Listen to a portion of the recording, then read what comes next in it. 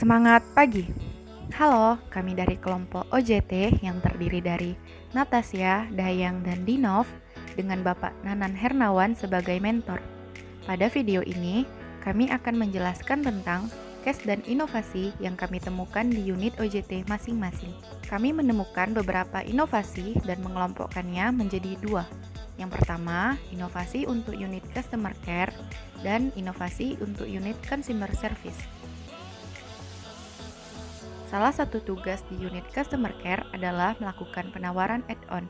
Kami berinovasi untuk meningkatkan potensi penjualan add-on melalui customer profiling yang lengkap dan quick survey melalui UCTV. Nah, sebelumnya, apa sih add-on itu? Add-on adalah layanan tambahan pada IndiHome dan mempunyai beberapa jenis, antara lain Minitag, STB tambahan, migrasi 2P 3P, upspeed, dan WiFi extender. Penawaran add-on dilakukan melalui panggilan telepon oleh telemarketing customer care. Lalu, apa aja goals dari inovasi ini? Dengan adanya customer profiling, maka kita akan memahami keinginan konsumen dengan lebih jelas dan mempermudah telemarketing dalam menawarkan add-on, sehingga penawaran menjadi tepat sasaran dan potensi penjualan akan meningkat. Lalu, apa saja yang melatar belakangi kami mengangkat case ini? Ada beberapa problems yang kami temukan di unit customer care, antara lain penjualan add-on yang belum maksimal karena data pelanggannya kurang lengkap, sehingga tidak ada landasan baku bagi para telemarketing untuk melakukan penawaran add-on. Lalu, dengan cara apa untuk mengatasinya? Kami berinovasi untuk membuat add-on solution yang dilakukan dengan dua cara, yaitu profiling customer secara lengkap dan komprehensif untuk new customer, dan quick survey melalui UCTV untuk existing customer, di mana data yang diperoleh akan diinput ke tools add-on solution dan terintegrasi secara otomatis ke MyCX. Untuk new customer, dilakukan profiling data yang lengkap, tidak hanya nama, alamat, dan contact person, namun juga beberapa pertanyaan seperti minat, jumlah pemakai internet, dan lainnya. Alur untuk new customer pasang baru, yaitu pertama, customer service melakukan pendataan dan CODP, lalu data diinput ke add-on solution yang terintegrasi langsung ke MyCX. Selanjutnya dilakukan pemasangan oleh teknisi, dan lalu penawaran add-on oleh telemarketing berdasarkan hasil analisis dari add-on solution. Selanjutnya, untuk existing customer yaitu pendataan existing customer yang dilakukan dengan quick survey melalui UCTV. Survei ini berisikan pertanyaan multi-choice yang mengarah pada minat customer. Hasil survei tersebut diolah oleh add-on solution dan langsung terupdate ke MyCX. Tidak jauh berbeda dengan alur pada new customer, untuk existing customer dilakukan di masing-masing UCTV pelanggan. Berikut adalah tampilan quick profiling survey di UCTV dan tools add-on solution, di mana keduanya saling terintegrasi. Topik selanjutnya adalah optimalisasi pemetaan pemasangan ODP baru menggunakan Google Earth pada kasus kendala teknis PT2 dan PT3. Ada sejumlah tujuan yang ingin kami capai. Hal itu meliputi mempercepat proses pemasangan ODP baru untuk kendala teknis PT2 dan PT3. Selanjutnya adalah maksimalisasi ODP available, yakni ODP okupansi kuning, okupansi hijau, dan hitam. Selanjutnya adalah menjaga minat dari pelanggan kendala teknis PT2 dan PT3.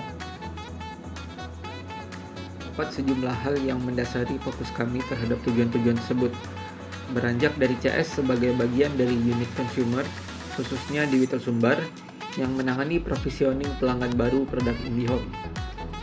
Dalam prosesnya, dijumpai beberapa macam kendala, yakni kendala teknis, kendala pelanggan, dan kendala non-teknis. Untuk kendala teknis PT2 dan PT3, butuh penempatan ODP baru. Mengacu pada data dari Simidun sebagai portal monitoring provisioning khusus wilayah Sumbar, Jumlah kendala teknis provisioning pada bulan September 2020 adalah 819 untuk PT2 dan 286 untuk PT3. Tentunya bukan jumlah yang sedikit, dan ini merupakan akumulasi dari data kendala teknis PT2 dan PT3 bulan September dengan bulan-bulan sebelumnya. Selain banyaknya antrian kendala teknis PT2 dan PT3, waktu penundaan penentuan posisi ODP baru cenderung lama, dikarenakan biasanya untuk mapping ODP baru dilakukan setelah menunggu pelanggan untuk setuju melakukan PDD atau pembayaran di depan. Hal lainnya adalah fakta bahwa ODP available kurang dimaksimalkan. Hal ini berujung pada potensi meningkatnya risiko provisioning batal. Lalu apa yang dapat kita lakukan dalam rangka upaya mengatasinya? Kami mengusulkan solusi dalam bentuk improvisasi pada dua hal, yakni alur kerja yang sederhana dan penggunaan jadwal yang jelas dalam mapping ODP baru. Dalam prosesnya, digunakan Google Earth sebagai aplikasi untuk mapping ODP baru. Hal ini dikarenakan Google Earth memang sudah digunakan pada saat ini.